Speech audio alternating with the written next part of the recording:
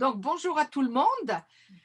Nous allons aujourd'hui écouter Chantal Gauthier qui se présentera au fil de sa présentation. Mais tout d'abord, je voudrais dire que c'est devenu une amie au fil des dernières années et je l'ai connue grâce à plusieurs personnes de la Société d'écologie humaine qui m'avaient demandé de faire des conférences il y a déjà un certain temps sur les religions, bien entendu. Et quand Annie Cross, qui dirige, enfin, je confonds un petit peu toujours vos rôles, présidente, directeur, etc.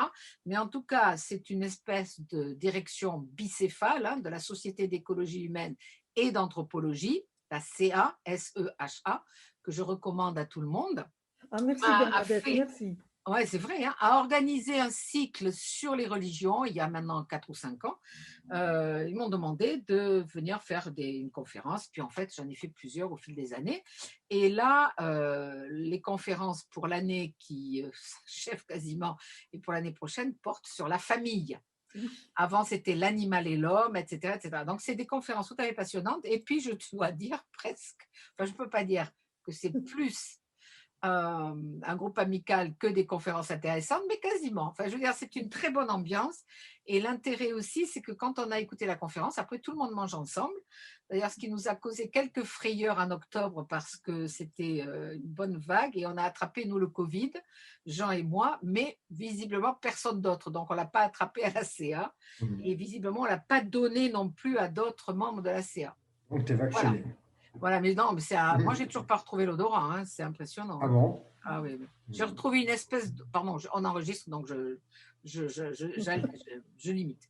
Mais donc, Chantal est anthropologue et a fait son terrain, et plusieurs terrains même, en Afrique au fil des années. Donc, c'est un espace qu'elle connaît très bien dans l'Afrique subsaharienne. Et donc, maintenant, elle va nous parler de plusieurs religions de cette région. Et je vais mettre en route le PowerPoint pour bien marquer que nous sommes en train de suivre quelque chose de tout à fait scientifique. Voilà. Donc, je pense que vous voyez bien le PowerPoint tous. C'est bon? Oui. Très bien. Voilà. Donc, et c'est moi qui vais l'activer puisqu'il y avait des petits problèmes avec. Voilà. Donc, on commence. On est aujourd'hui le 14 avril et Chantal Gauthier va nous parler donc des religions traditionnelles de l'Afrique au sud du Sahara. Alors, Chantal, je pense qu'il faudrait que vous vous présentiez un petit peu plus à nos amis, à ceux qui ne vous Oui, connaissent bien pas. sûr. Alors, parlez Oui, un peu plus fort peut-être. oui, attendez, je peux me rapprocher. Voilà. Voilà, ça va mieux? Oui. Oui, Oui. c'est bien. Bon, donc Chantal Gauthier, anthropologue, comme vient de le dire Bernadette. Bernadette, que je remercie du fond du cœur de m'avoir demandé cet entretien, parce que ça va me replonger, grâce à elle, plusieurs années en arrière. Disons, me rajeunir énormément. Bon, et ça fait toujours plaisir. Donc, anthropologue, j'ai fait mes études d'ethnologie ici à Bordeaux, dans le cadre d'une licence de sociologie, parce qu'à l'époque, ça remonte un peu à la préhistoire, tout ça. À l'époque, bien, il n'y avait pas de cursus complet d'ethnologie, il y avait simplement un certificat dans le cadre de la licence de sociologie. Et puis ensuite, j'ai débarqué au Cameroun en 1969, au mois de novembre 1969, où j'allais rejoindre mon mari. On était mariés depuis 6 mois, tout simplement parce qu'à l'âge de 12 ans, j'avais décidé d'aller en Afrique. Je ne savais pas ni quand, ni où, ni comment. J'ai fait de l'ethnologie. Et puis, dans l'ethnologie, il y avait un enseignant qui était célibataire. Et à la fin de l'année, il ne l'était plus parce qu'il m'a épousée, ou je l'ai épousé. Voilà comment se sont faites les choses. Bon, faut pas croire, épouser son prof, c'est pas forcément un avantage par la suite. Mais ça, au départ, je ne le savais pas. Bon, enfin, on s'arrange. Voilà. Donc, Bernadette, au fil de l'exposé, j'en dirai peut-être plus. D'accord, très bien. Alors, je refais le partage. Donc, est-ce que vous pouvez nous commenter un petit peu Voilà. la carte qui arrive là? Voilà. Alors, la carte, j'y en a une plus complète. Voilà, celle-ci est beaucoup plus complète. Nous n'allons parler aujourd'hui que de l'Afrique au sud du Sahara, comme on le Non, dit, voilà. parce que l'Afrique du Nord, c'est tout à fait un autre contexte, Donc, qui c'est cette n'entre pas dans le partie-là. cadre de nos entretiens d'aujourd'hui. Et c'est bien assez, parce que d'abord, il est tout à fait illusoire, n'est-ce pas, de connaître un continent qui fait plus de 30 millions de kilomètres carrés. Je pense que personne ne peut connaître l'Afrique ni aucun autre continent en entier. En ce qui concerne l'Afrique qu'on disait noire autrefois, qu'il est toujours d'ailleurs, eh bien, c'est environ, je dis environ parce qu'on ne sait pas trop, hein, 2200 groupes ethniques différents. Et quand je dis 2200 groupes ethniques différents, ben, ça veut dire qu'ils ont chacun leur langue propre, sans compter les idiomes, qui est les sous-langues. Chacun a leur propre système social, leur propre système politique, économique et, bien entendu, religieux, ce qui ne simplifie pas les choses à l'échelle du continent. En plus, tous les divers groupes humains, alors il y a des groupes très très importants, comme par exemple les Yoruba au Nigeria, qui doivent faire, je ne sais pas, 12-15 millions d'habitants. Et puis il y a les Adélés du Togo, dont je vous parlerai tout à l'heure, qui sont péniblement 15 000. Donc, vous voyez des grandes disparités au point de vue démographique. Et ça ne veut pas dire que ce sont les plus petits groupes qui aient les histoires les moins riches, mais ça, c'est un autre problème. Tout ce continent africain est soumis à des impératifs environnementaux très importants. Des impératifs climatiques, bien sûr, puisque si on va, par exemple, la nuit dans le désert, il peut geler. Et il m'est arrivé d'avoir très froid en Afrique. Par exemple, il y a des différence de température d'une trentaine de degrés entre le jour et la nuit. Si on n'est pas bien équipé, on grelotte. Ou alors on a trop chaud. Des impératifs géologiques également très importants. Un certain nombre de volcans, que je connais bien, c'est le mont Cameroun, 4300 et quelques mètres. Il y a même eu un projet il y a quelques temps de station de ski au sommet. On sait tout dire. Bon, toute la chaîne de volcans d'Afrique de l'Est, on ne va pas rentrer là-dedans. Et des impératifs extrêmement contraignants. Parmi celui-ci, c'est le Sahara. Donc, comme vous le savez tous, le Sahara, jadis, c'était une contrée extrêmement fertile, verdoyante, boisée, une grande faune. Bon, bien que pour vous donner une idée, un éléphant, et Dieu sait qu'il y en a eu beaucoup dans le Sahara, il y a 8000 ans à peu près, un éléphant, c'est tous les jours 100 litres d'eau et à peu près 100 kilos de fourrage. Imaginez le poids sur l'environnement, un troupeau d'une trentaine de bêtes. Et quand il y en a plusieurs, c'est pire. Toujours est-il qu'il y a 8000 ans, le Sahara était une contrée fertile. Je n'ai plus le PowerPoint. Ah non, je l'ai enlevé parce que je suis en train d'arrêter les micros. Continuez, continuez. Voilà. Et à partir de, disons, moins 6, moins 7000 ans, il a commencé à s'assécher. Nous n'y étions strictement pour rien, même s'il y avait déjà des groupes humains au Sahara, notamment des groupes d'éleveurs. On a voulu mettre en cause, c'était des esprits chagrins, le poids de l'élevage sur l'environnement, vu l'immensité du Sahara et le peu de densité des groupes humains, c'est impensable. Toujours est-il que ce Sahara continue à augmenter encore tous les ans et de préférence vers le sud.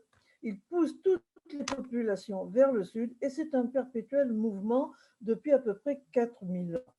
Il y a 4000 ans, l'une des plus grandes migrations qui a eu lieu, c'est celle des Bantous dont nous reparlerons tout à l'heure et qui est presque toujours à l'œuvre encore aujourd'hui. La suivante, Bernadette. Oui.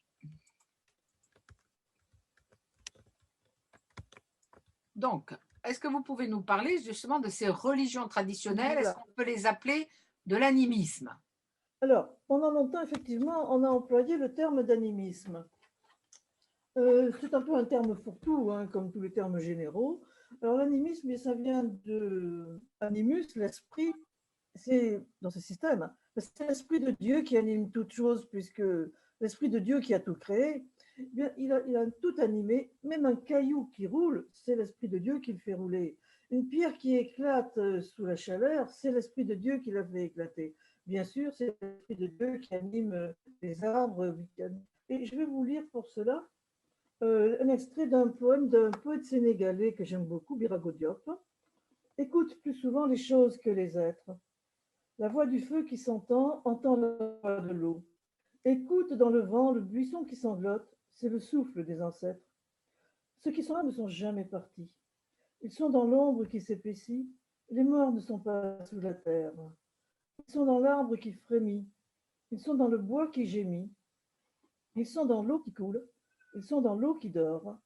Ils sont dans la case, ils sont dans la foule. Les morts ne sont pas morts. Alors, et c'est vrai que. Chantal, excusez-moi, il ne faudrait pas être trop près de votre micro parce que ça, on n'entend plus rien. Bon, d'accord. Comme ça, c'est parfait, comme ça, oui. C'est parfait, d'accord. Vous me le direz hein, si ça ne va pas. Ça va Mais j'ai pas l'habitude de ce genre de choses. J'aime mieux les trucs en direct. Bon, donc on le verra tout à l'heure, hein, avec les rites funéraires, la mort n'existe pas dans ces systèmes-là. Alors, est-ce qu'il s'agit de religion? Bernadette me posait la question. Moi, j'aurais tendance à dire oui. Mais en fait, au lieu du mot simplement religion, j'aime mieux employer l'expression système de croyance ou système religieux. Parce que, en fait, ce sont des éléments qui s'articulent les uns les autres, qui fonctionnent entre eux. Alors, bien sûr, ce sont des systèmes de croyance qui sont construits dans la durée et dans l'espace. On l'a vu à cause de tous les problèmes migratoires qui se posent à l'Afrique, hein. Et donc, ce sont des systèmes évolutifs. Il ne faut pas penser que les sociétés, même traditionnelles, restent identiques à elles-mêmes pendant des siècles séparés. Elles évoluent moins vite que les sociétés modernes, mais elles évoluent, autrement elles n'existeraient plus. Ce sont des systèmes qui sont appuyés sur ce qu'on appelle un récit de fondation, c'est-à-dire ce qu'on a appelé, à la suite de certains ethnologues d'entre les deux guerres, notamment Marcel Griaule, le mythe fondamental. Et ce mythe, c'est un récit de savoir sacré et de savoir social. Et là, j'insiste sur le « et » que j'ai mis en rouge dans le texte, hein, parce que c'est les deux en même temps. C'est à la fois du sacré et du social. Et ces systèmes sont organisés autour d'un Dieu unique. Et là, j'insiste sur l'unicité de Dieu, ce sont des monothéismes. Alors bien sûr, en cherchant bien, on va trouver des polythéismes, comme chez les Yoruba, donc, que j'ai évoqué tout à l'heure.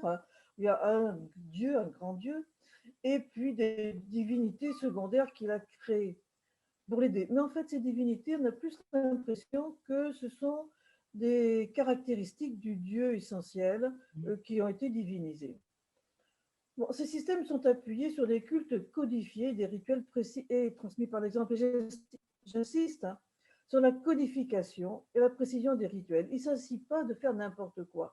Il faut faire exactement comme cela doit être fait, parce qu'un culte qui est mal rendu, un rituel où il y a des erreurs, il est inefficace. Et on cherche l'efficacité.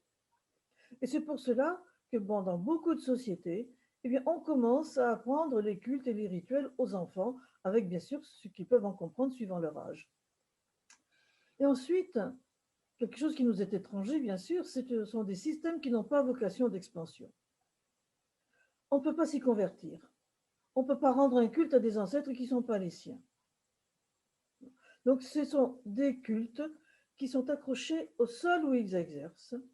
Et quand on émigre, comme c'est souvent le cas aujourd'hui, il y a un exode rural considérable en Afrique. On compte qu'il y a à peu près 60% de ruraux et 40% d'urbains, et c'est en train d'évoluer. Mais quand on émigre, comme on ne peut pas se passer de religion, comme le disait Léopold Senghor, ce que j'ai mis en exergue, hein, l'homme africain est incurablement religieux, eh bien on change de religion. Mais il faut absolument avoir une religion, quitte à revenir de temps en temps dans son berceau d'origine. La suivante. Alors non, Oui. d'abord Chantal, quand vous dites on change de religion, ça veut dire que si on émigre dans une autre communauté, on va adopter la religion de cette nouvelle communauté? Alors, non, je me suis mal exprimée. Vous avez raison, Bernadette. On ne va pas adopter une autre religion traditionnelle.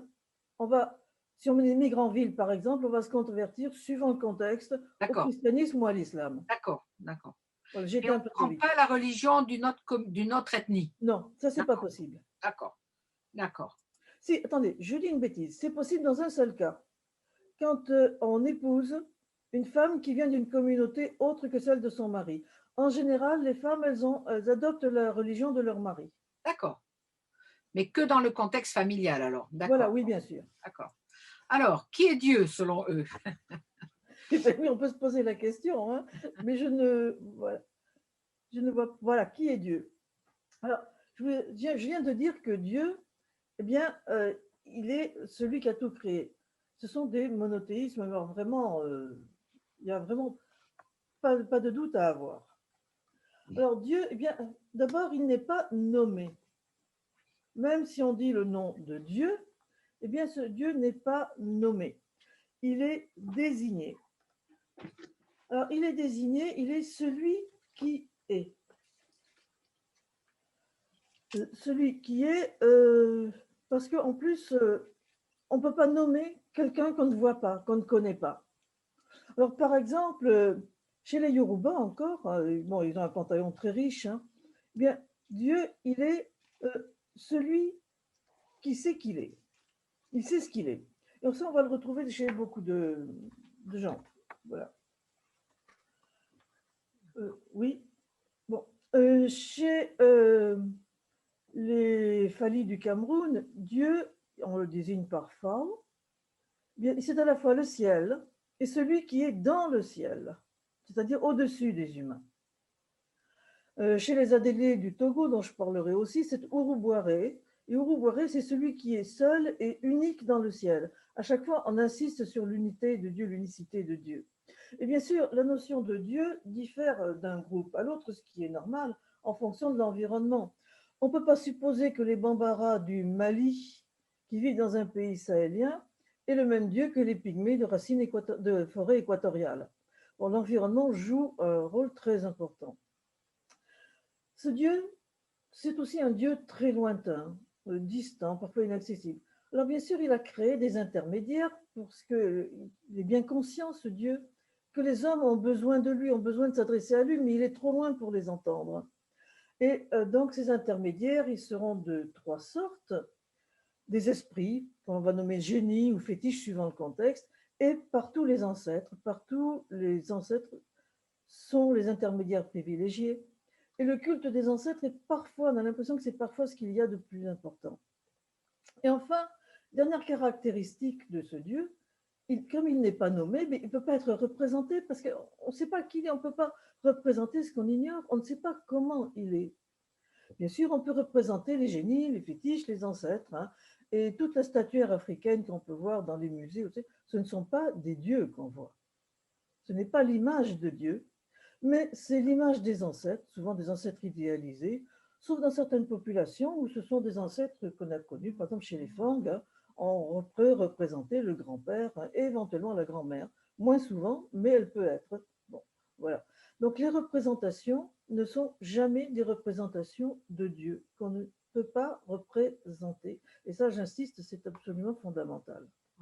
Alors, justement, Chantal, je vous posais la question de savoir si, puisque si je compare un petit peu avec les Amérindiens que je connais un peu en Amérique du Nord, ce sont des religions, alors ils ont tous été évangélisés, ils sont plus ou moins restés chrétiens, sont plus ou moins devenus chrétiens, mais il y en a qui le sont très profondément, j'en parlerai une autre fois. Mais on sait qu'ils étaient de type animiste, avec plusieurs esprits. Mais à partir de l'évangélisation, on s'est mis à les entendre parler d'un grand Dieu qui serait supérieur à tous ces esprits, d'où l'expression, le fameux grand Manitou. Hein, mais ça, le terme Manitou, c'est un terme qui veut dire esprit dans les langues algonquines de l'Est. Alors, ils ont tous rencontré en tout cas des missionnaires, hein, catholiques essentiellement, dans certaines régions, protestants ailleurs. Alors, est-ce que les peuples dont vous nous parlez ont eu un contact avec les évangélisateurs, avec les missionnaires, ou est-ce que c'est un monothéisme véritablement originel chez eux? Alors, il y a deux choses. Je pense que oui, pour la plupart des populations africaines, c'est un monothéisme originel, comme vous dites. Bon, beaucoup d'auteurs anciens. Alors, pendant un temps, j'avais une manie. J'achetais tous les vieux bouquins que je pouvais trouver sur l'Afrique. Et mes vieux bouquins, j'en ai, je sais pas, 5 ou 600, ça va du 17e à la fin du 19e siècle. Il est pas toujours, parce que tout le monde n'y a pas eu accès, hein, mais il est très souvent fait mention d'un Dieu, d'un grand esprit, mais un seul. Donc, bon. Alors, en ce qui concerne les contacts avec les missionnaires, ben, ça dépend des endroits. Les Bassa du Cameroun, dont je vais parler tout à l'heure, eux, ils ont été évangélisés il y a 100 ou 150 ans. Ils sont tous chrétiens maintenant, mais ils sont tous scolarisés depuis presque un siècle. Bon, c'est pas un cas particulier, il y a beaucoup de populations comme ça, hein. Les Fali n'ont eu pratiquement aucun contact avec missionnaires chrétiens. Quand je dis chrétiens, c'est catholique ou protestant, bien sûr, hein. Et je mets protestant au pluriel. Mais par contre, ils sont en contact régulier avec des musulmans depuis un siècle, presque 2 siècles, hein, 2 siècles même, hein, et en voie de conversion à l'islam pour plusieurs raisons. On en parlera peut-être tout à l'heure. D'accord, très bien. Quant aux Adélés, dont je parlerai après, là, depuis quelques années, ils sont en contact avec des missionnaires chrétiens, catholiques ou protestants, il y a les deux. Hein. Et bon, alors il se demande, comme m'a demandé une fois, là, il m'a demandé s'il devait se convertir au christianisme. En l'occurrence, c'était le catholicisme. Je lui ai demandé pourquoi. Mais il m'a dit ça ferait plus moderne. Voilà. C'est ce qu'on retrouve. Enfin, ça aussi, ça pourrait être le sujet d'un entretien parce que j'ai pas mal travaillé sur les conversions. Et puis, j'ai un ami, tiens, ça me fait penser que je pourrais l'interroger, Pierre Vendassi. Beaucoup d'étudiants le connaissent maintenant puisque je lui ai passé des cours, mais qui a travaillé sur la conversion des Chinois au christianisme dans la zone de Shanghai. Et où il a distingué justement entre les choix rationnels, etc., etc. Et très souvent, c'est la réponse qu'on fait. C'est plus moderne, le christianisme est moderne. Et donc, se convertir au christianisme, c'est un peu absorber l'Occident, quoi. Ouais, Oui, ouais, ouais, ouais, oui, ouais. oui. Très intéressant. Merci. Je passe à l'image suivante. Bon, alors, comme je disais que Dieu est très très loin, Voilà. il est au-delà du contact avec les hommes, bien, on ne lui demande rien. Parce que d'abord, on estime que ce serait injurieux de lui demander quelque chose, parce que Dieu sait ce qu'il a à faire. Mais quand on obtient quelque chose, eh bien, c'est lui qu'on remercie. Et on obtient quelque chose quand on s'adresse à ses ancêtres, par exemple, pour servir d'intermédiaire. Alors, les ancêtres, on leur fait quelques sacrifices quand on a quelque chose à leur demander, mais évidemment, quelque chose d'important. Hein. Mais c'est Dieu qu'on remercie, parce que les ancêtres, ils n'ont fait que répondre à la demande assortie des cadeaux qu'on leur a fait.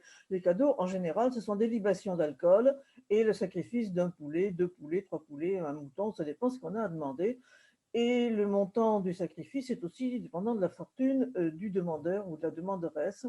Et si j'ai mis cette photo, ben, c'est une jeune femme au Togo, chez les Adélés dont je parlais, dont je reparlerai, qui était en train de rendre grâce à Dieu, Urubuare, parce qu'elle venait de gagner un procès. Un procès, ça a duré depuis plusieurs mois. Un voisin qui avait empiété sur son champ de quelques mètres carrés et qui donc l'a privé de quelques mètres carrés de légumes. Elle voulait récupérer ses mètres carrés. Elle a demandé à ses ancêtres d'intervenir lors du jugement. Et le voisin, il a été condamné à lui rendre le morceau de son champ, à offrir quelques bouteilles de gin aux ancêtres et aux assistants et quelques sacrifices de poulets pour dédommager la jeune femme des poulets qu'elle avait sacrifiés à ses ancêtres. Bon, elle est rentrée dans son droit, elle remercie Dieu et elle a, par respect, elle s'est déchaussée et elle a chanté, elle s'est mise à chanter. Je n'avais pas mon magnétophone sous la main, le temps que j'aille le chercher, c'était fini. Je lui ai demandé si elle pouvait recommencer son chant, je l'aurais volontiers enregistré. Mais elle m'a dit, je ne peux pas. C'est Dieu qui a chanté pour Dieu, je ne peux pas recommencer. Donc c'est mon cœur, pardon, qui a chanté pour Dieu, je ne peux pas recommencer. C'était une improvisation, c'est tout. Mais c'est où? Elle est où là? Elle est dans un. Dans... Là, c'était devant l'habitation, devant son habitation, dans la Ça cour de dehors. l'habitation, dans le D'accord. village. D'accord. Est-ce C'est qu'ils pas... ont ils ont des lieux de culte ou pas? Oui, on va en voir quelques-uns D'accord. dans Très les bien. photos. Oui, oui, il y a des lieux de culte. D'accord. Je passe la suite. Autre élément important de ces religions, c'est ce qu'on appelle le mythe. Alors, une précision, hein, c'est que le mot mythe, il n'existe pas dans les langues africaines. C'est nous qui disons un mythe. Et quand on dit mythe, c'est quelque chose qu'on ne croit pas. C'est une belle histoire. Par contre, pour les tenants du mythe, le mythe, on doit le croire. Il ne se discute pas, bien sûr. Hein, on ne le questionne pas. Il est, point final. Autre caractéristique de ce mythe, il n'est pas daté. On dit toujours, quand on commence un récit mythique, il y a très longtemps, dans des temps très lointains, au-delà de la mémoire de nos pères.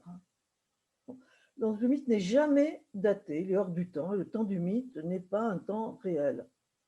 Par contre, il est toujours localisé. On vous dira, il y a très longtemps, des hommes ont atterri à tel endroit, et on va voir dans les images suivantes où ces hommes ont pu atterrir.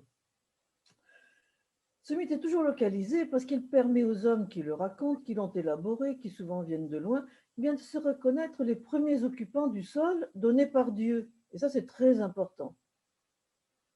Notre peuple est le premier qui a occupé le sol d'ici. Tout simplement parce que, ça, ce n'est pas caractéristique des populations africaines, on va le retrouver un peu partout, hein, toutes les populations s'estiment les hommes au centre du monde. Et les autres, mais qui sont plus lointains, sont un peu moins au centre. Ce sont des récits qu'on pourrait dire anthropocentrés sur la population qu'ils racontent. Alors bien sûr, ces récits mythiques ne sont pas faits d'un seul tenant, ils peuvent différer entre, d'une part, les locuteurs, hein, pour différentes raisons. Tout le monde n'en possède pas la même connaissance. Et puis ensuite, suivant qui l'écoute. Tout le monde n'est pas apte à recevoir le mythe en entier, tous les détails du mythe. Donc, il y a beaucoup de variantes. Et je sais très bien que quand on m'a raconté des mythes, il y a des détails qu'on ne m'a pas racontés, je ne les saurai jamais. Ben, il faut l'admettre, hein. Alors en plus, ce n'est pas vraiment un récit secret comme certains peuvent le prétendre, non. Mais il y a des éléments qu'on ne dit pas à tout le monde et qu'on va dire à d'autres, suivant les circonstances, suivant les interlocuteurs. On verra ça un petit peu plus en détail. Et alors justement, ils le disent dans leur langue. Alors comment vous les parlez, ces langues? Comment vous êtes perçu en tant qu'anthropologue quand Les vous êtes Bassas, chez c'est eux? pas compliqué. Ils sont tous francophones. Le Cameroun est bilingue, l'anglais et le français. Bon, les Bassas, ils sont tous francophones parce qu'ils sont scolarisés depuis les années 1920-1930. Hein. Mais donc, ils racontent les mythes en français, Ah ben oui, bien sûr. Bon, entre les eux. Bassas, entre eux, ils peuvent parler Bassa. Ah oui, c'est ça, Et voilà. moi, ils me parlent français comme vous et moi. Hein, il n'y a pas de D'accord, mais problème. c'est ça. Mais c'est parce qu'ils vont parler français parce que vous êtes là. Ah oui, bien sûr. Et comment Voilà. ils vous traitent alors? Ben, les Bassas, ils sont exactement comme nous. Ils sont sur-scolarisés à 98%, je crois. Quelque chose comme ça, plus que certains endroits en France, hein, plus que certains Français. Bon. Ils sont tous surdiplômés. Donc là, si vous voulez, il n'y a pas de problème. Bon, et même dans les villages bassins, tout le monde est scolarisé, tout le monde parle français. D'accord. Voilà. Mais Les votre familles, personnalité d'anthropologue les gêne pas? pas du tout, parce qu'il y a des anthropologues bassins. D'accord, d'accord, Voilà. Bon, chez les Fali, alors là, personne ne parle. Enfin, quand j'y étais, maintenant ça a changé. Hein. Mais quand j'y étais, dans les années 70, hein, il y a un petit moment, là, personne ne parlait français. Et ben, j'ai appris le Fali. d'accord. Alors, je l'ai appris avec les enfants, parce qu'ils ont un vocabulaire plus réduit, puis eux, ça les amuse. Voilà. Et les Adélés, beaucoup parlaient français, parce que la scolarisation a bien poussé au Togo. Donc, beaucoup les jeunes, hein, pas les vieux. Et j'arrivais à comprendre suffisamment, pas pour le parler, parce que c'est compliqué, mais pour comprendre quand je posais une question qu'elle était bien traduite et que la réponse était également bien traduite. Parce qu'il faut faire le biais, il faut voir qu'il y a des biais qui sont introduits des fois par ceux qui servent d'interprètes. D'accord. Donc il faut multiplier aussi les interlocuteurs. Ouais, ouais. Très Et bien. chez les ateliers, comment j'étais perçue comme anthropologue, mais ils étaient ravis qu'on vienne s'occuper d'eux, parce que jamais personne n'avait fait attention à eux. D'accord. Non, parce que là aussi, si je compare avec l'Amérique du Nord, comme ils se sont beaucoup fait étudier, les peuples amérindiens, dès le 19e, et puis beaucoup d'universitaires ont fait leur carrière sur leur dos, de nos jours, c'est très difficile de mener des enquêtes d'anthropologie. Il faut souvent payer pour écouter des histoires.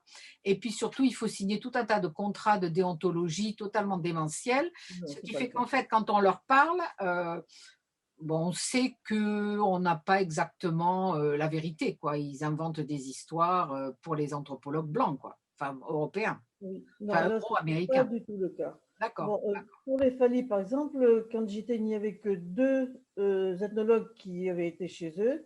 Jean-Paul Leboeuf, juste après la dernière guerre, il est mort depuis un certain temps, et Jean-Gabriel Gauthier, il avait débarqué en 1956 pour la première fois. d'accord, d'accord, Et après, Chantal Gauthier. Et puis voilà. Et maintenant, si je dis une bêtise, il y a un jeune ethnologue camerounais qui est en train de prendre la relève. d'accord, d'accord, très bien. Je passe à la suivante. On vient de Enfin, parler du mythe. Et ces récits mythiques, mais ils ont besoin d'explications. Et donc, ils sont accompagnés d'autres récits qu'on peut appeler légendes. Alors, ces récits, on n'est pas obligé de les croire. En général, ils commencent comme ça.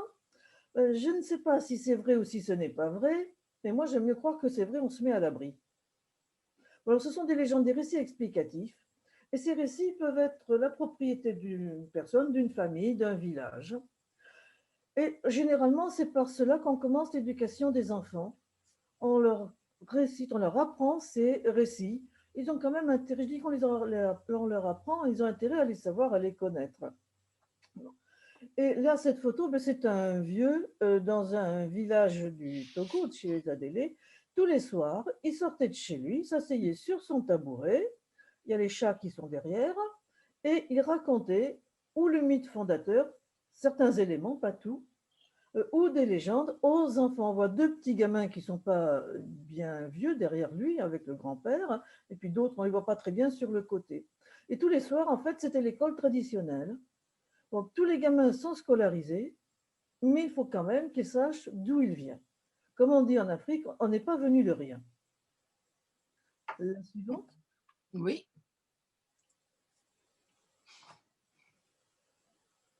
Alors là, maintenant, on va passer aux travaux pratiques, si je puis dire, après avoir vu la théorie. Eh bien, on va prendre quelques mythes et systèmes religieux, les deux, ça va ensemble. D'abord, chez les Bassa du sud du Cameroun, voilà, Dieu, on s'en occupe pas beaucoup, honnêtement. Je ne sais même pas si ça tient du religieux, hein. Ben, c'est un mythe de savoir social, d'organisation de la société. Chez les Fali du Nord Cameroun, alors là, du Nord Cameroun, c'est un mythe alors là, de savoir sacré. Les Fali vivent avec Dieu. Chez les Adélés du Togo, c'est un peu la moyenne. Ça se termine par un récit de savoir social, alors que ça avait commencé par Dieu quand il envoie les hommes sur terre. D'accord. Je repasse la carte rapidement pour qu'on voit Oui. bien où est le Cameroun, hein, ici. Il Et y a, après, oui, vous allez parler du Togo. D'accord? carte du Cameroun après, hein. D'accord. Alors, oh, voilà. Pour les situer. Très bien. Donc, je vous laisse faire. Vous pouvez mettre la suivante, hein. Non, oui, voilà. Alors, voilà, c'est mieux. Alors, ça, voici la carte du Cameroun. Alors, le Cameroun, c'est à peu près grand comme la France, hein, 500 000 km². Un pays très allongé, c'est un grand triangle allongé qui fait 1250 km du nord au sud et qui va de la forêt équatoriale. Le sud du Cameroun, c'est juste 2 degrés au-dessus de l'équateur. Alors, c'est la grande forêt, autrefois on disait la forêt vierge. Bon, elle n'est pas vraiment vierge, hein, parce que des fouilles archéologiques se sont rendues compte qu'autrefois c'était la savane et qu'on avait même cultivé du mil. Aujourd'hui, le mil, il va crever, il pleut beaucoup trop, il va pourrir. Bon, donc, vous voyez, les environnements changent, l'agriculture aussi, donc les hommes aussi. Donc, la forêt équatoriale au sud, plus on monte vers le nord, plus on va vers le Sahel, pour se terminer au 13e degré de latitude nord, au niveau du lac Tchad. Et là, on est déjà dans une contrée sahélienne. À l'est, le Cameroun est bordé par la République centrafricaine, le Tchad, un petit bout du Niger, tout à fait au nord qu'on ne voit pas là, au nord du lac Tchad, et puis le Nigeria et bien sûr l'océan Atlantique tout à fait à l'ouest. Donc 25 millions d'habitants à peu près, mais 220, ça c'est un minimum, 220 groupes ethniques différents, avec, comme on le disait tout à l'heure, 220 langues, système politique, système religieux, etc. Deux langues officielles, le français et le Cameroun, et 12 universités, et sans doute une 13e dans le nord du Nigeria, c'est pas la deuxième dans le nord, pas du Nigeria, du Cameroun. Voilà. Bon, ça, c'était pour les grandes lignes du Cameroun. Et on va parler un tout petit peu des Bassa. On les a déjà un peu évoqués tout à l'heure. Alors, les Bassa, eh bien, ils sont le peuple de la grotte. Mboglia, le pays de la grotte, parce que pour eux, la vie a commencé au sortir d'une grotte. La diapo suivante, Bernadette. Non, c'est pas celle-ci, du tout. Il faut revenir en arrière. Voilà, non, voilà, c'est ça. Voilà. Pour eux, eh bien, la vie a commencé en sortant d'une grotte qui est située. Cette grotte, elle existe, hein, on peut vous y amener si vous y allez. Il n'y a aucun problème. Eh bien, au confluent de deux rivières importantes du sud du Cameroun, l'Iwem et la Sanaga, c'est très très beau.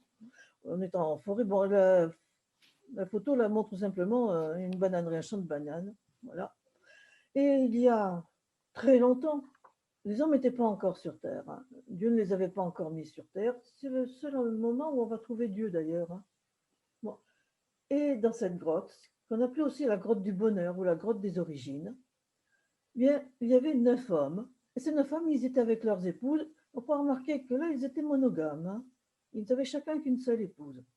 Ils étaient avec leurs épouses, leurs enfants et les génies. Et Dieu les avait enfermés là pour les protéger. Les génies étaient là pour les conseiller, pour leur tenir compagnie. Et puis de temps en temps, Dieu venait les voir.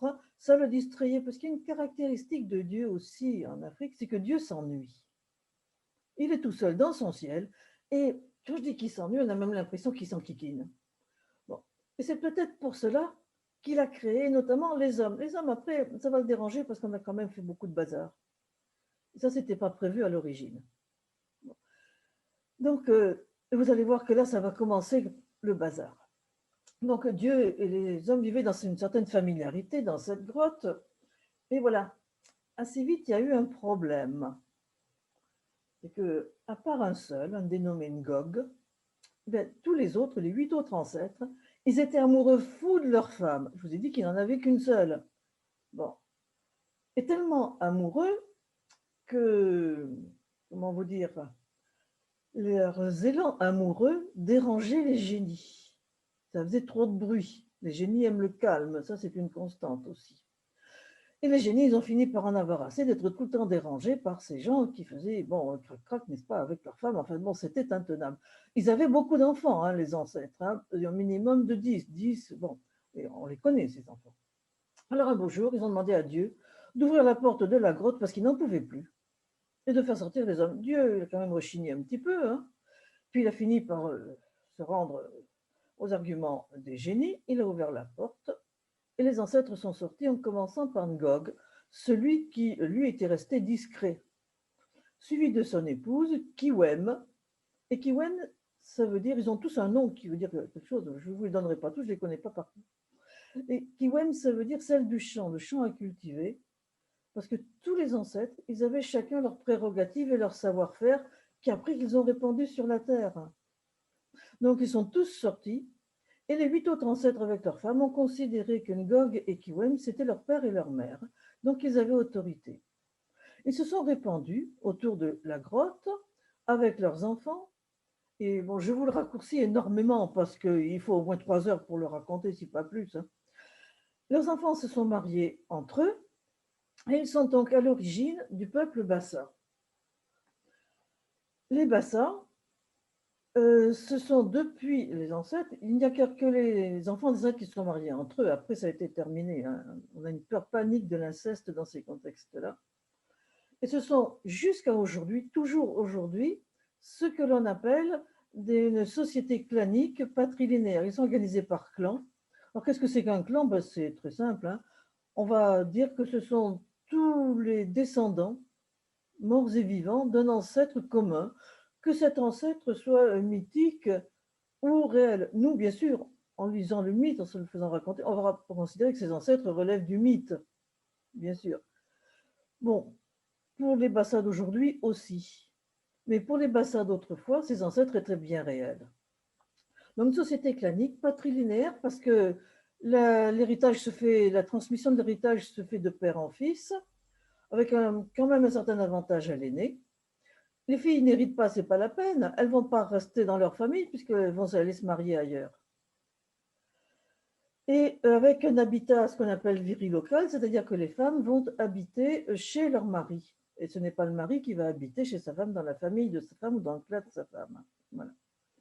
Et normalement, chaque bassin, même encore aujourd'hui, un homme ou une femme, eh bien, peut remonter son ascendance jusqu'à l'ancêtre fondateur.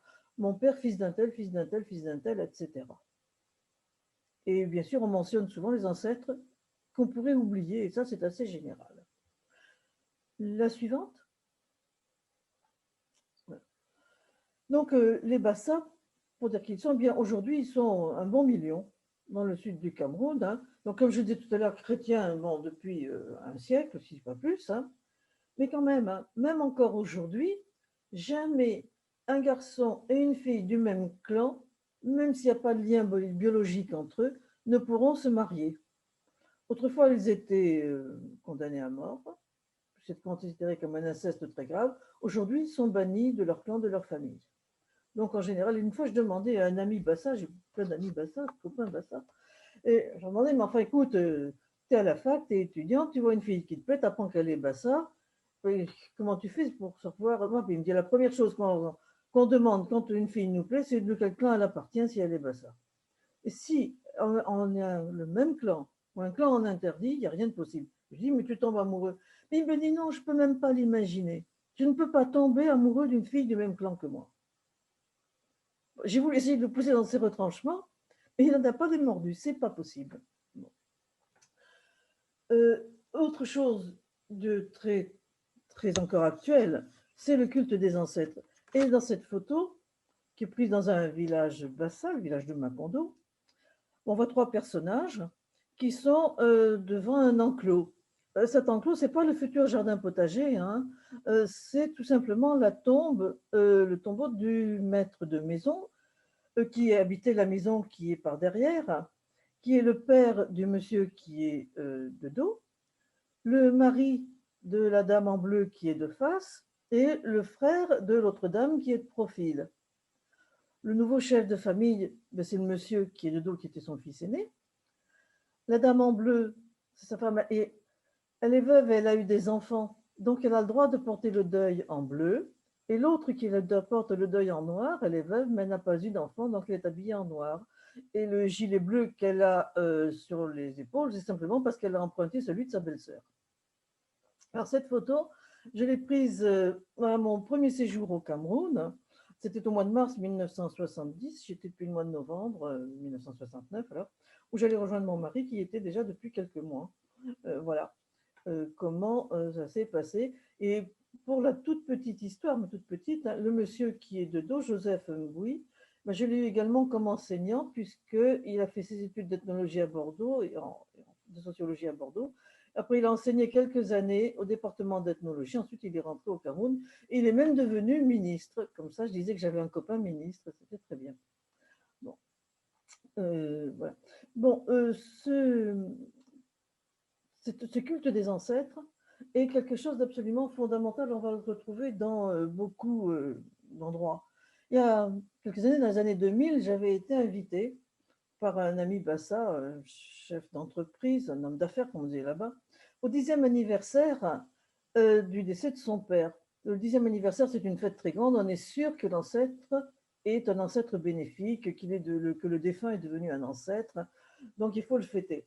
Ça se passait évidemment au village, en ville, il n'en est pas question. Et c'était une grande fête, il y avait 100, 150 invités, tout le monde chrétien, ça se passait à l'église du village qui avait été rénovée pour l'occasion. Il y avait 2 évêques, 5 ou 6 prêtres, des enfants-chœurs, des chorales superbes. Et tout le temps de la messe, devant l'autel, il y a 2 femmes qui se sont tenues là debout. La belle-fille du défunt, et l'une de ses petites filles. La belle-fille, elle était à la direction du Crédit Lyonnais de Yaoundé. La petite fille, avocat au barreau de Yaoundé. Et les deux étaient debout, habillés avec les vêtements du mort, qu'on avait gardés à cet usage pendant 10 ans. Comme si le défunt, il fallait qu'il assiste à cette fête qu'on donnait en son honneur. Bon, la messe s'est passée. Ensuite, on s'est transporté au tombeau.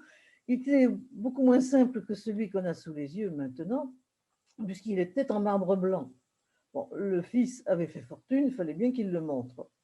Bernadette, en parlant de la Corée, nous parlait de la dimension monétaire des religions. Ben là, c'est un peu pareil. Quand on a fait fortune, ben, il faut qu'on le montre. Mais pour respecter le rituel, il fallait quand même qu'il y ait des sacrifices. Et là, c'est 3 bœufs qui ont fait l'objet du sacrifice. Comme on ne pouvait pas répandre le sang des bœufs sur le tombeau en marbre blanc, on avait creusé une fosse dans le sol à côté. Et les bœufs ont été égorgés ici. Et je vais vous dire que ça saigne un bœuf. Bon. Ensuite, on les a dépouillés et on a partagé la viande entre tous les habitants du village. Et pour les invités, il y avait un repas à la maison de celui qui offrait. Bon. Et tout ceci, malgré des gens scolarisés à 100% depuis donc presque un siècle, hein, qui forment une des élites intellectuelles du Cameroun, mais malgré tout, les Bassins, eh ben, ils sont toujours Moglia. Ben, le peuple de la grotte est toujours fier de l'être. Bon. Et vous m'aviez expliqué, Chantal, que ce petit enclos, il servait aussi à garder les enfants. Oui, c'est vrai. Ça sert, quand un bébé commence à marcher, bien souvent, on le met dedans, ça sert de parc à enfants, hein, et il est à la garde du grand-père ou de la grand-mère. Pardon. Voilà. Euh, Comme ça, eh bien, le défunt, la défunte, hein, pour les femmes, c'est pareil, il n'y a pas de différence. Hein. Continuent à veiller sur leurs petits-enfants. Alors, un tout petit détail, hein, autrefois, les femmes devaient être enterrées dans leur famille d'origine. Maintenant, de plus en plus, elles sont enterrées avec leur mari. Alors ça, c'est peut-être emprunté aux Occidentaux. D'accord, Voilà. Peut-être, c'est pas, j'en sais rien. d'accord, d'accord. Ben, la suivante. Voilà. Nous allons toujours rester au Cameroun, mais changer de contexte, d'environnement. Les Bassards, c'est la grande forêt, une agriculture de forêt défrichée. Et nous allons aller dans un pays de savane, savane de plus en plus claire, hein, malgré tout. Et j'ai mis les Falis sous le regard de Dieu. Hein, vous allez comprendre pourquoi tout à l'heure. Bon. Alors, les Falis font partie de ces peuples qu'on appelle Kirdi. Kirdi, c'est un mot bornois. On ne va pas s'étaler sur le royaume du Bornou, ça nous entraînerait trop loin. Mais c'est ainsi qu'on désigne les païens par rapport aux musulmans. Les musulmans sont présents au nord du Cameroun depuis le 17e, 18e siècle. D'abord les Haoussa qui venaient du Niger, puis du Nigeria. Ensuite, les Peuls ont commencé à descendre vers le 16e siècle, mais ils n'étaient pas encore islamisés. Les Peuls ont été islamisés assez tardivement. Hein. Voilà. Bon, petit à petit. Vous avez un excellent livre sur les Peuls, je ne sais pas si ça vous intéresse, de Tierno Monenimbo. Je pourrais vous donner une bibliographie tout à l'heure si vous voulez. Remarquable. Alors, les Peuls, qui sont des éleveurs à l'origine, maintenant il y a beaucoup de Peuls urbanisés et commerçants, ont commencé la conquête du Nord Cameroun. Et quand je dis conquête, c'était vraiment une conquête militaire. Hein. Au début du XVIIIe siècle, sous l'égide d'un pieux lettré, Ousmane Danfodio, qui venait du Nigeria, mais sa famille était originaire du Sénégal. Je vous ai dit que les populations se déplaçaient beaucoup. Il a prêché le djihad, tout simplement parce que sa communauté avait besoin de pâturage. Et l'islam a été une bonne excuse. Il avait besoin de pâturage pour les bœufs, pour leurs troupeaux de bœufs. Ce faisant, ils ont poussé devant eux les agriculteurs qui en ont poussé d'autres. Et une fois de plus, les populations étaient en marche. Donc, ils ont commencé vers les années 1800-1802 et la conquête a été effective en 1812. Je crois que pour fixer les choses, hein, 1812, c'est Napoléon, la campagne de Russie. Ben, en même temps que Napoléon revenait de Russie, les Peuls conquéraient le nord du Cameroun. Et là, il faut s'imaginer, la cavalerie Peul, c'est quelque chose de fantastique. Des cavaliers sur des chevaux caparaçonnés avec des couvertures de coton matelassé de toutes les couleurs, hein, vêtus de côtes de mailles, surmontés avec des boubous brodés, des oriflammes, des piques, des épées, les tambours, les trompes. C'est vraiment impressionnant. Il ne faut pas s'étonner qu'aujourd'hui, l'islam soit toujours une religion de prestige au nord du Cameroun. Beaucoup de ces populations ont résisté, n'ont pas voulu se convertir parce que ou on se convertissait pour ne pas payer l'impôt, ou on résistait. Si je pouvais avoir la photo pas la photo, oui, la photo du Cameroun tout à l'heure, Elisabeth et Bernard. D'accord, d'accord.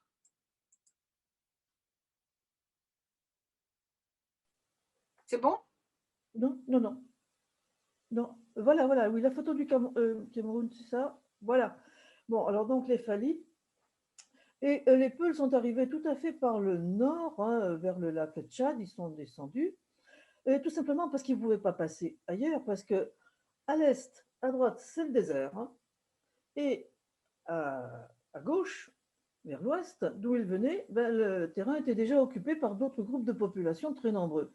Il ne leur restait pas d'autre choix que de se prendre ce couloir entre, à l'est, le système fluvial Logon-Chari qui se jette dans le lac Tchad, et à l'ouest, le long de la frontière avec le Nigeria, la dorsale des monts Mandara, dont on va voir quelques montagnes où se sont réfugiées donc les populations qui ne voulaient pas être soumises aux Peuls. Ben, on va revenir à la photo précédente, la photo du pays Fali. C'est bon? Voilà, c'est ça. Et au sud de ces monts Mandara, vers la région de la Benue, c'est un important affluent du Niger, qui est dans le Niger au Nigeria, eh bien, vivent donc les Fali. Et qui se sont réfugiés ici. On raconte qu'ils ont tellement tenu tête aux Peuls, d'abord que leurs archers décimaient les chevaux avec leurs flèches empoisonnées, que certains lamido, alors en Peul, le foufoulé, les pluriels des êtres humains, c'est en ajoutant le suffixe B voilà, lamido, un chef, des lamibé, des chefs. Eh bien, certains de ces lamibés ont été contraints, pour faire alliance, de prendre comme première épouse une femme Fali chez eux. Et ça existe encore aujourd'hui.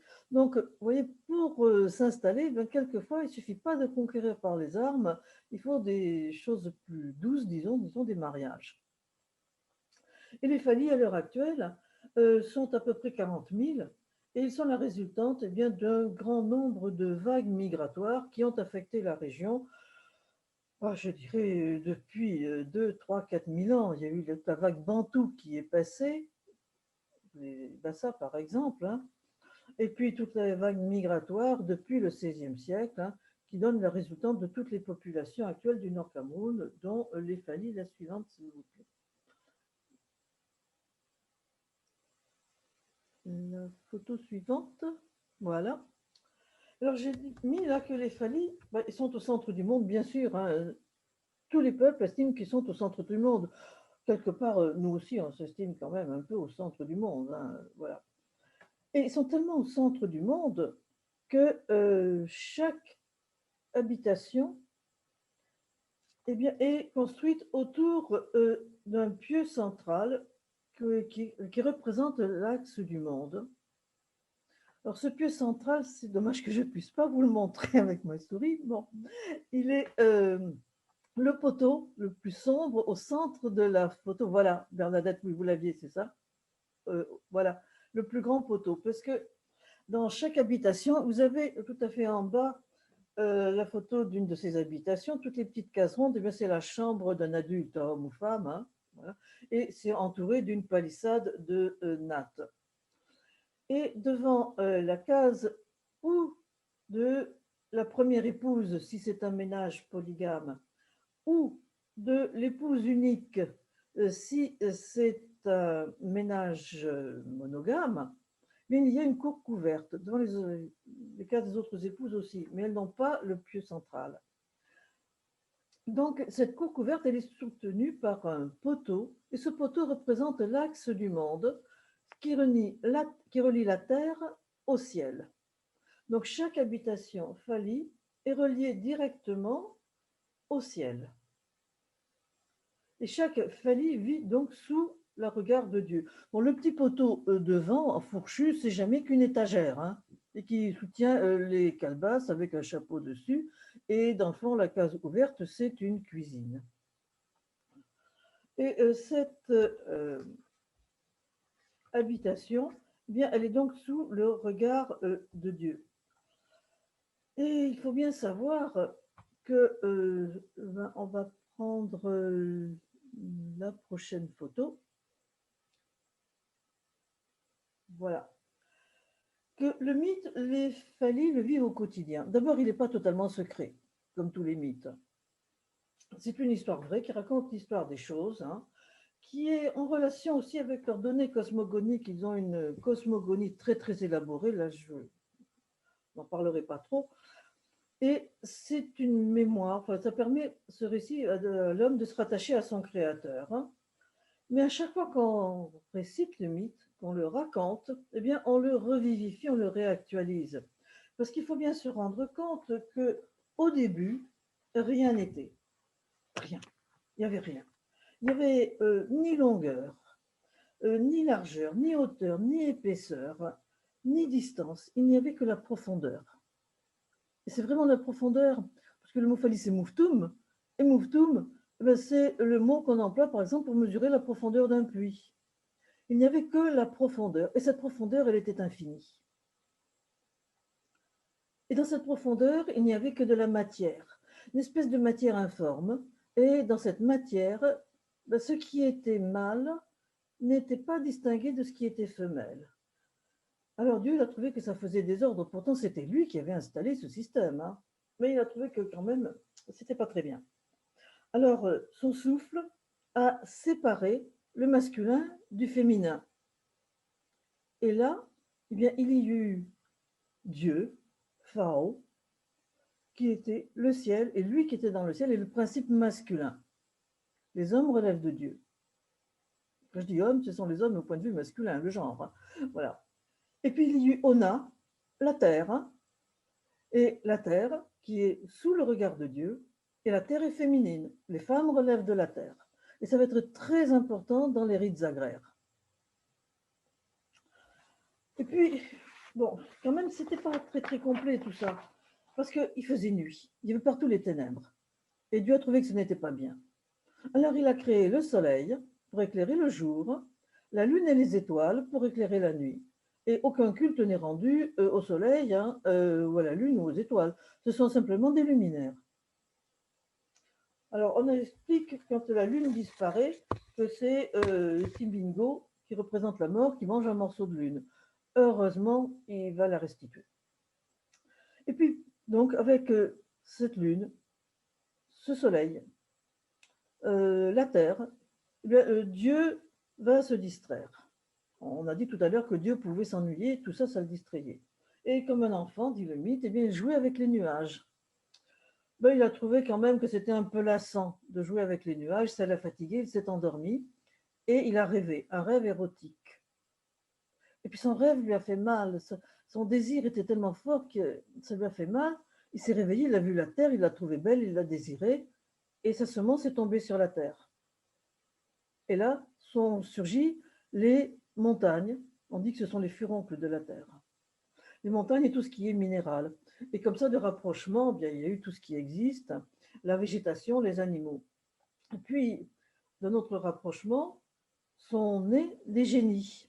Alors, il y avait le génie rouge de la végétation, le génie noir des rochers et le génie blanc de l'eau. Mais ces génies, ils étaient un peu incomplets parce qu'ils n'avaient qu'un œil, qu'une narine, qu'une oreille, qu'un bras, qu'une jambe. En plus, ils étaient tout petits et ils étaient mortels. Et Dieu a trouvé que c'était un peu raté. Alors, il s'est encore rapproché de la terre et là, ça a été un rapprochement complet, parfait, si je puis dire, puisque Dieu et la terre, à ce moment-là, ont donné naissance aux hommes.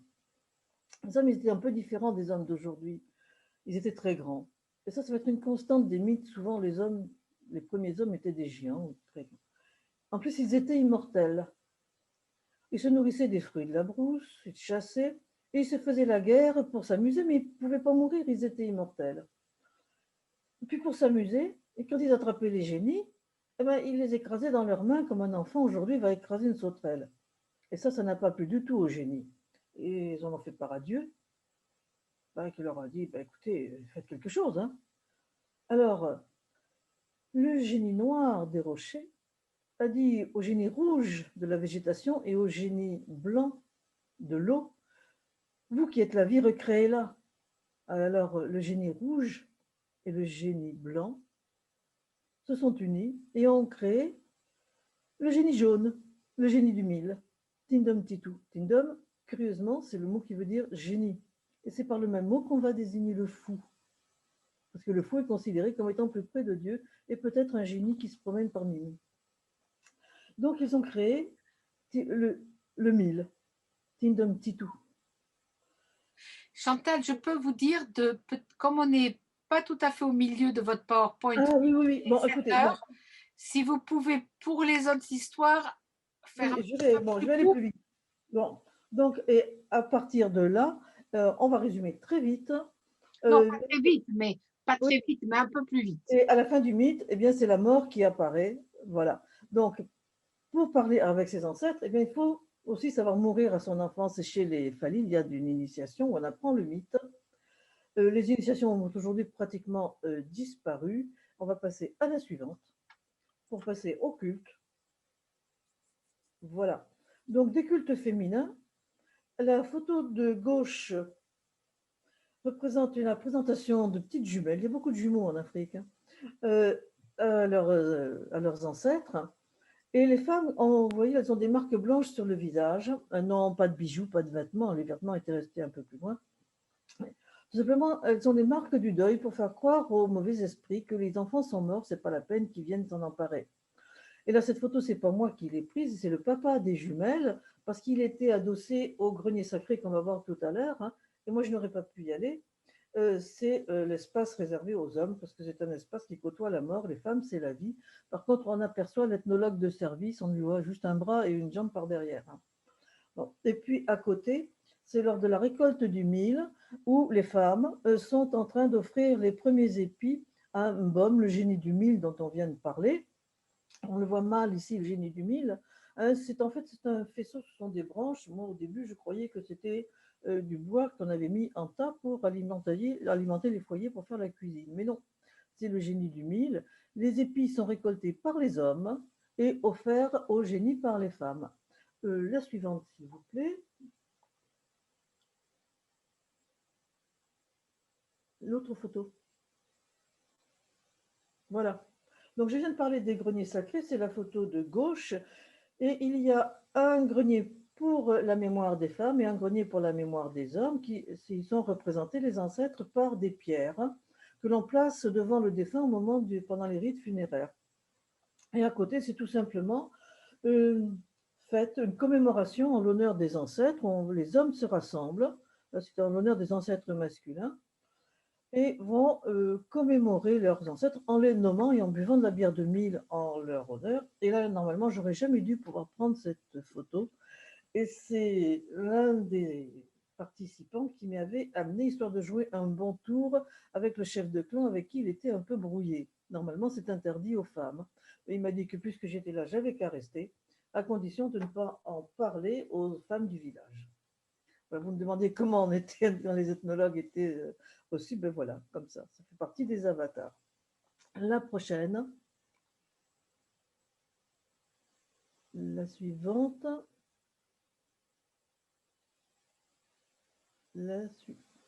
Bernadette, la suivante.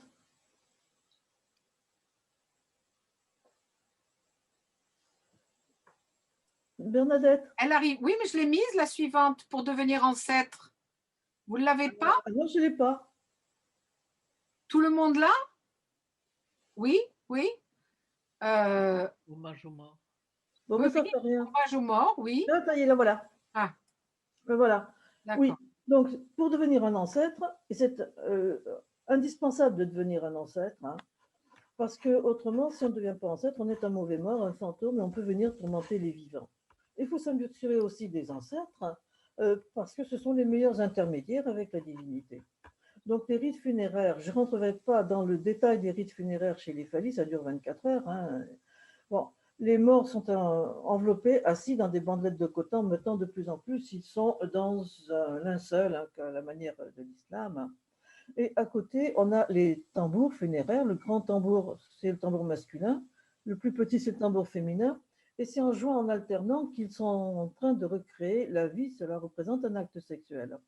Et puis les hommes dansent en tournant dans un sens, les femmes dans l'autre sens. J'aime bien cette photo parce qu'on a les tambours tout à fait traditionnels, un jeune homme avec un costume tout à fait moderne et son vélo derrière. Donc c'est un peu l'alliance, hein, de la modernité et de la tradition qui perdure encore un certain nombre de fois. La suivante.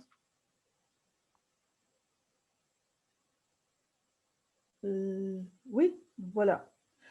Et les Fali ont un masque, en fait c'est surtout un domino, qui représente l'ancêtre du clan qui vient chercher un défunt pour l'introduire au pays des ancêtres, l'Imnigébou.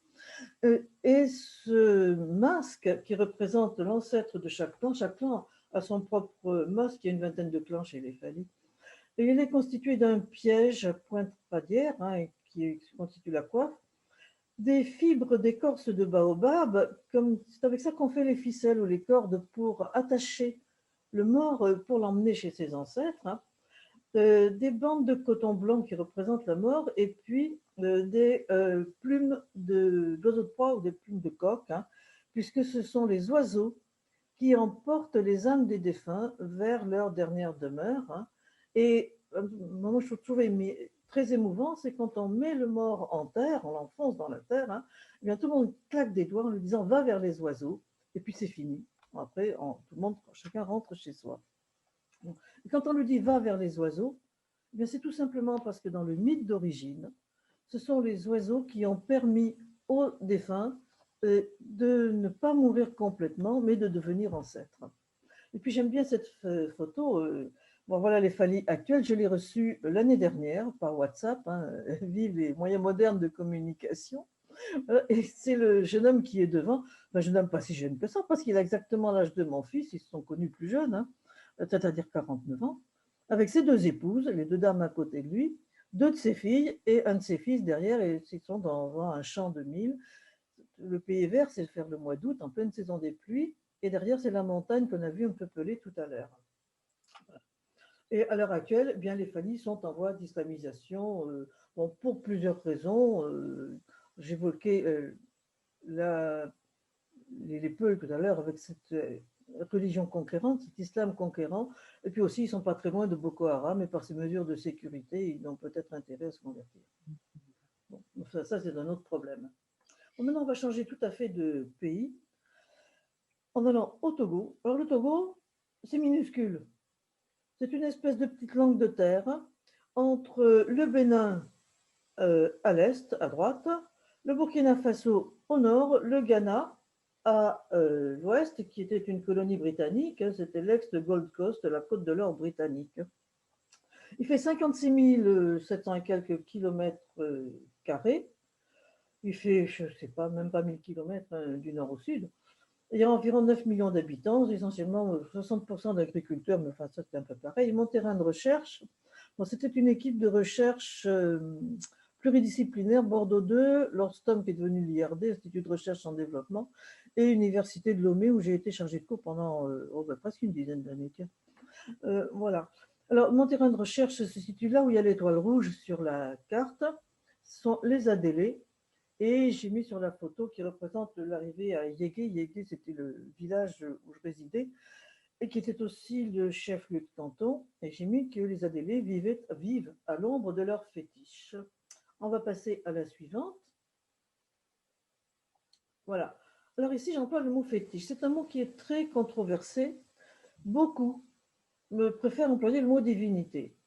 Mais pour en avoir beaucoup parlé avec mes interlocuteurs adélés, ben non, pour eux, ce sont des fétiches parce que ces esprits, ce ne sont pas des divinités. D'abord, Dieu peut toujours créer un nouveau fétiche.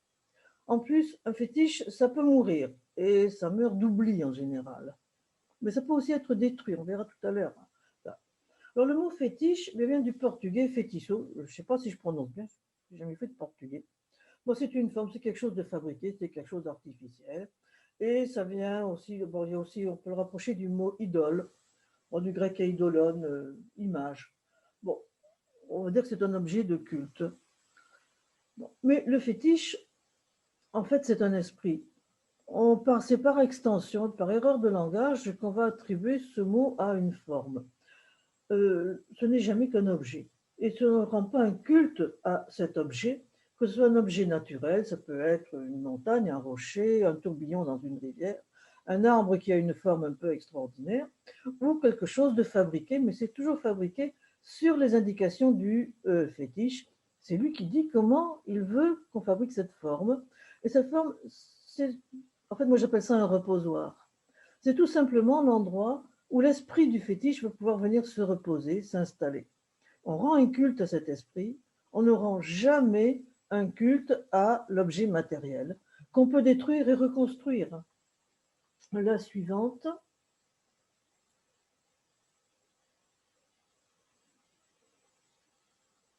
Oui, voilà.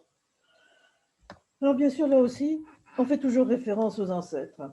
Alors, je suis arrivée dans l'Adélé en 1984. Bon, c'est un ami qui était à l'Orstom à Lomé qui m'avait proposé, parce que jamais personne n'avait étudié les Adélés. Bon, donc, j'y suis arrivée en 84. Bon, j'ai d'abord étudié la vie matérielle, comme ça. Bon, c'était des séjours entre 1 mois et 2 mois. Bon, on est soumis à des choses très bêtes. Ce sont les crédits de recherche. Et il n'y en a jamais assez, bien sûr. Bon. Donc, j'avais jamais pu arriver à faire parler des ancêtres, à leur faire parler du mythe. Et puis un beau jour, en 1989, donc 5 ans après, hein, bon, Bernadette, vous me demandiez comment on faisait, hein, comment étaient conçus les. Bon, il m'a fallu 5 ans, bon, de séjour, évidemment, pas 5 ans consécutifs, hein, bien sûr, mais tous les ans, j'y revenais, oui, un mois ou deux. 5 ans pour qu'ils voient un peu qui j'étais. Parce qu'il ne faut pas se faire d'illusions, on est quand même très observé, hein, même si on vit chez eux, bon, on n'est quand même pas tout à fait pareil. Bon. Et un beau jour, il y a celui qu'on appelle le vieux. Dans chaque village à Délé, il y a un vieux officiel.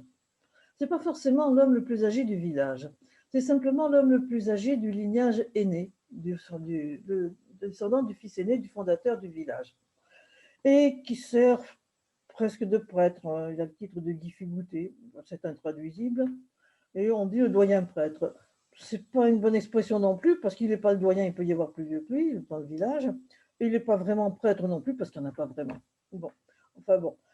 Et un jour, il vient un matin, il me dit, tu veux savoir d'où on vient? Oui. Eh ben, écoute, demain, on va te le montrer. Et le lendemain matin, nous sommes partis au village de Dibingpa, qui est écrit ici. Et c'était à peu près à presque 3 heures de marche au Ghana, mais ça, je l'ai su qu'après. Bon, la frontière, elle est plus que poreuse. Elle est arrivée sur un très ancien site d'habitation. S'il était en France, on dirait que c'est un site néolithique. Là, bon. Et là, dans cet assis, la photo de gauche montre une place empierrée, bon, empierrée artificiellement. Et la photo de droite, on est toujours autour de cette place, hein, et on commence à faire des libations de gin. On aime beaucoup le gin, hein, là-bas. Bon. Et là, il commence à me raconter l'histoire. Et on voit sur la photo de droite, là, celui qui me logeait, c'était le secrétaire du chef, avec mon magnétophone à la main et puis un de mes appareils photo. J'en ai toujours deux par précaution. Bon. Et bien, dans des temps très anciens, alors que Dieu avait tout mis sur terre, hein, il avait gardé les hommes avec lui dans le ciel. Le ciel s'est ouvert, une liane en est descendue, et par cette liane sont descendus 4 hommes et 3 femmes, les premiers ancêtres. 3 de ces hommes ont épousé les 3 femmes. Le 4e est devenu l'ancêtre civilisateur, puisque Dieu avait, à côté de la liane, avait planté une flèche, la pointe vers le ciel. Chaque fois qu'un homme mourait, un descendant des ancêtres mourait, son frère prenait la liane et remontait au ciel. C'était un mauvais système, le peuple n'augmentait pas. Alors il y en a un qui est monté, qui a coupé la liane, il est tombé, il s'est empalé sur la flèche, il est mort. C'était le 4e ancêtre. Bon, mais ses ancêtres, il avait quand même eu des enfants, portent le nom de Bowele, ce sont les hommes courageux. Ceux qui n'ont pas voulu monter portent le nom de Betemanglé, ce sont les peureux. Et les autres, les Benangbalé, le 3e lignage, eh bien, ce sont les conciliateurs, parce qu'ils passent leur temps à réconcilier les 2 premiers qui passent leur temps à se disputer. Et ce sont ces 3 lignages qui peuplent les villages du Togo, les villages adélés du Ghana, parce qu'il y a autant d'adélés au Ghana, ont été peuplés par les femmes, les descendants des femmes. Bon, voilà, très rapidement, un mythe qui m'a pris 2 heures à écouter. Hein. Et je vous défends, mais alors là, je vous le défends absolument de dire que ce n'est pas vrai ce mythe, que les ancêtres ne sont pas descendus du ciel, là où je vous l'ai montré. La preuve qu'ils y sont, c'est qu'ici, on a les tumulus qui sont leurs tombes. Il y a 4 tumulus, 4 grands tumulus qui sont les tombes des hommes, 3 petits tumulus qui sont les tombes des femmes. Et on a fait des libations, comme sur la photo de droite, avec le doyen prêtre qui officie, sur chaque tombe pour remercier les ancêtres d'avoir permis à la mémoire de revenir. La suivante. Alors, Oui, voilà. Donc, le temps que les ancêtres étaient à Dibengpa, bien Dieu leur a envoyé les fétiches pour servir d'intermédiaires. Et il y a 4 grands fétiches, 4 grands esprits protecteurs dans la délai, Nayo, Esasa, Longoro et Ofriko. Et puis d'autres, bien sûr, ils en ont une foultitude de fétiches. Sur la photo de gauche, eh bien, c'est le reposoir, en quelque sorte. J'aime bien ce mot de reposoir parce qu'en fait, ça indique ce que c'est. De Nayo. Nayo, c'est le plus grand fétiche de la délai. Il est au centre du village de Yégué, là où je résidais, au milieu des maisons. Normalement, on fait comme s'il n'existait pas. Alors, on aperçoit un peu des ombres, ce sont les traces des libations, des poulets sacrifiés, des moutons. Bon, ceci dit, il y a un mouton qui est couché à l'ombre de Nayo.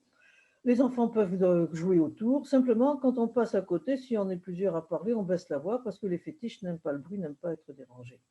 Et sur la photo de droite, c'était tout simplement le fétiche protecteur qu'on avait suspendu au-dessus de mon lit dans la chambre que j'occupais. Voilà. Alors, une fois, je suis montée sur le lit pour voir ce qu'il y avait dedans. Il y avait des sachets de terre, la terre de la fondation de la maison, les ossements du poulet sacrifié dont on avait collé les plumes sous la calebasse et une fiole d'huile de palme. Quand il y en a une qui est suspendue au mur. L'huile de palme, c'est l'huile riche, c'est une huile rouge très épaisse et qui est un symbole de prospérité, de fécondité, de fertilité. Donc c'était pour me porter bonheur. C'est vrai qu'avec mes 2 enfants, moi je faisais un peu purée. Bon, tout le monde souhaitait que j'en ai d'autres. Hein. Bon, il n'y en a pas eu d'autres. Bon, la suivante, s'il vous plaît. Et puis, bon, un exemple de notre type de fétiche, Tigari. J'ai dit que c'était un fétiche migrateur et familial parce qu'il a été ramené du Ghana. Il y a plein de choses qui sont ramenées du Ghana par un monsieur qui habitait la case de gauche, à l'extrême gauche, hein, et qui en a fait un protecteur de sa famille. Alors, je n'ai pas très bien compris comment il l'avait ramené. Ça, il ne faut pas me demander de détails là-dessus. On m'a dit, oh, tu sais, il est revenu avec. Bon, on n'a pas voulu me donner de détails, après tout. Bon, tant pis, hein. Et Tigari, il loge dans la petite case centrale, hein, avec les panneaux blancs, les rideaux. Et puis l'intérieur, ça, j'ai pu rentrer dedans sans problème, hein. On voit l'autel sur lequel on fait des libations, une bouteille de gin qui est couchée, qui a dû servir à la dernière cérémonie, et puis autour, ce qui est suspendu un peu comme des ex-voto, quand on a obtenu ce que l'on voulait. Et puis au pied, il y a une cloche double qui sert à l'appeler de temps en temps. La suivante, s'il vous plaît. Et là, c'est un mauvais fétiche. Parce qu'il y en a du moins des gens qui font un mauvais usage des fétiches. Un jour, je suis passée devant la chefferie un matin et je vois cette espèce de truc horrible. Et je demande au chef de cuisine, il n'en parle pas. Je viens d'aller le chercher chez un homme qui l'a ramené du Ghana encore. Mais lui, il s'en sert pour faire le mal. Et un fétiche, c'est faire le bien. Ça s'adresse à Dieu pour protéger les vivants. Alors ce soir, on va le brûler. Le soir, il y a eu un autodafé. On a brûlé le fétiche. C'est la mort d'un fétiche. Hein. Je vous disais tout à l'heure que les fétiches étaient mortels. L'esprit du fétiche, il est parti en fumée. Et le propriétaire du fétiche, qui avait dû l'acheter très cher, parce que maintenant, ça se modèle, les fétiches. Autrefois, ça ne se faisait pas, ça c'est nouveau. Chantal, il est fait en quoi ce fétiche? Alors, il y a une espèce de socle en valerie, et puis alors, dessous, c'était de la terre, séchée au soleil, et avec un enduit blanc, et puis une espèce de pendentif en cuir avec des corisses, avec une bouche rouge, peinte en rouge. Et la pierre qui est dessus, c'est le chef qui l'avait mis pour qu'il ne s'en aille pas, Ah, d'accord. Mais avant qu'on brûle. le fait qu'il soit peint en blanc, ça a un sens? Le blanc est diabolique? Non, le blanc, c'est la couleur de la mort. Et D'accord. son propriétaire pouvait s'en servir. C'était un jaloux, le propriétaire. Il pouvait s'en servir pour faire mourir des voisins dont il était jaloux. D'accord. Voilà. Et de cette histoire des ancêtres, eh bien, déroule aussi toute l'autorité. Alors, tous les villages adélés, ils sont une quinzaine, se rattachent aux ancêtres qui sont descendus du ciel à Dibangpa, et d'où vient aussi l'autorité. Donc ici, nous avons le chef du village qui est en civil, si je puis dire, hein, avec le doyen prêtre, celui qui est officier à Dibengpa, et ils sont devant la tombe du fondateur du village, à qui on va faire des sacrifices et qu'il convient de saluer quand on arrive. Chaque fois que j'arrivais, Eh bien, j'allais m'accroupir, mettre mes mains sur l'autel, on y versait du gin, et ensuite je me frottais les cheveux avec le gin. Bon, à côté, on va passer vite, ce sont les massacres qui ont présidé à la fondation du village, on va passer. Suivante, Bernadette, on va passer, c'est pas utile. Voilà. Ce qui est très important, c'est la transmission aux jeunes. On en a parlé un peu tout à l'heure avec les Bassa, avec l'initiation chez les Fali. Et là, j'avais demandé qu'on me veuille bien me raconter les histoires des fondateurs des villages. Et là, une fois qu'on a eu fini, dans la photo de gauche, c'était l'arrière-petit-fils d'un de ces grands personnages du village qui avait raconté, il y avait les enfants aussi en même temps, et il faisait les libations en l'honneur de l'ancêtre avec ses petits-enfants, parce qu'il faut bien leur apprendre. Et les Adélés, bon, qui devaient autrefois avoir une espérance de vie assez courte, sont hantés par l'idée de ne pas transmettre assez à leurs enfants. Alors que les gamins tous les jours vont à l'école. Hein. La première école été construite, je crois, dans les années 1920. Donc, la scolarisation. Bon, tous les enfants n'étaient pas scolarisés, maintenant ils sont pratiquement tous. Et à droite, la photo de droite, eh bien, c'est un hommage à un ancêtre. Alors, la tombe est un peu faite façon occidentale, hein, mais là aussi, il y a un petit garçon qui a accompagné son père et ses oncles. Donc, pour qu'ils sachent, il faut absolument que les enfants sachent comment rendre un culte.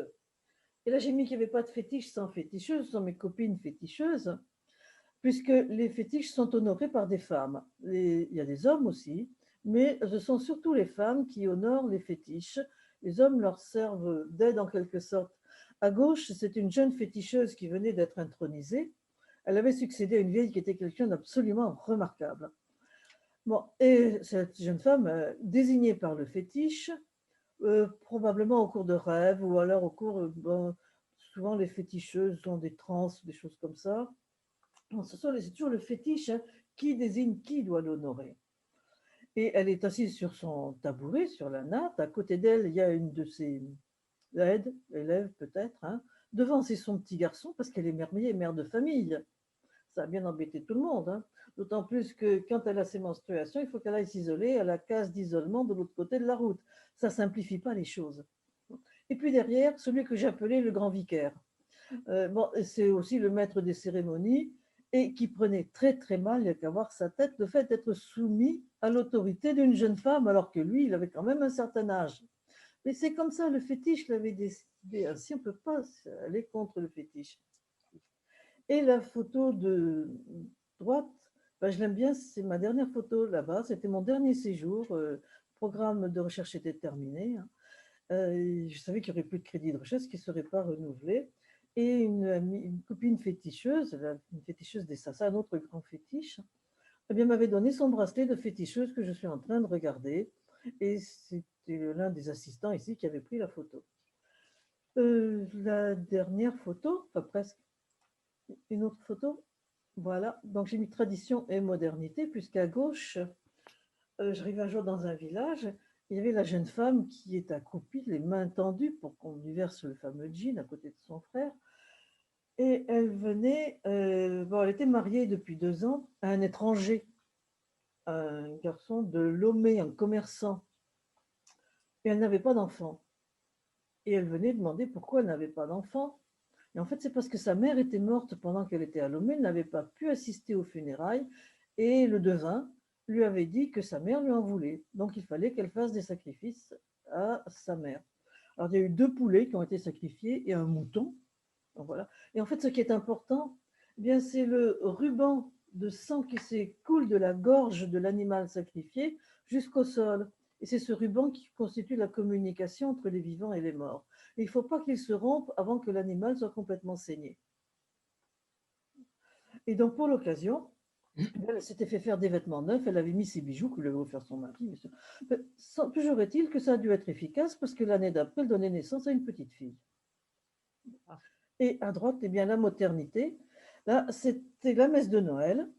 Un jour, c'était vers le 15 décembre cette année-là. Et les Adélés me disent, écoute, demain, c'est la messe. Il faut que tu ailles à la messe, c'est ta religion. Donc c'était très important. Il faut absolument avoir une religion avant. Donc on va tous à la messe. Et il y avait une foule énorme parce qu'il y avait des représentants de tous les villages, et y compris, on ne voit pas très bien sur la photo, il y a des hommes qui ont des coiffes tout à fait ornées, des chefs de village, hein, et qui venaient rendre hommage. Il y avait un évêque qui s'était déplacé pour l'occasion, rendre hommage à l'évêque. Hein. Et après, tout le monde m'a dit, tu as été à la messe, hein, c'est ta religion, c'est très bien. Et c'est là, à cette occasion, ce que je disais tout à l'heure, qu'il y en a un qui m'a demandé s'il devait se convertir pour faire plus moderne. Bon, je lui ai dit que c'était à lui de voir hein, ce qu'il voulait. Bon, pour résumer, mais ça, tout le monde est capable de lire, donc on va peut-être s'arrêter là. Je passe quand, Oui, vous passez. je Parce que bon, passe c'est quand juste. même oui, mais que tout le monde puisse lire. Hein. Voilà. Bon.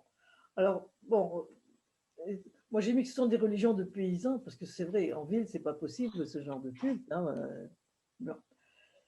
Et bon. Donc, alors c'est vrai que de plus en plus, on peut en faire aussi un argument touristique, je l'ai mis. Mais alors, bon, oui, moi je crois que vraiment ce sont des religions, mais comme toutes les religions, ça va, ça vient. Hein.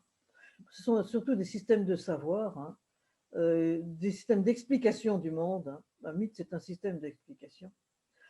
Et qui fondent aussi l'ordre social. Et on peut dire que dans cet ordre social se déroulent les destins individuels parce que Dieu n'ordonne pas. Dieu permet. Il laisse les hommes libres de faire le bien ou de faire le mal. Bon, donc je dis que les hommes sont libres, mais presque, hein, on ne sait pas. Eh bien, je vous remercie de m'avoir écouté. Bah, écoutez, c'était passionnant. Merci infiniment, Chantal. Alors, nous avons quand même un petit peu de temps pour des questions. Oui, je vous avais dit que j'étais très bavarde. Je suis désolée. Ah, mais c'est pour ça que je me suis permis de Vous avez eu raison. faire accélérer un petit peu. Oui, vous avez eu raison.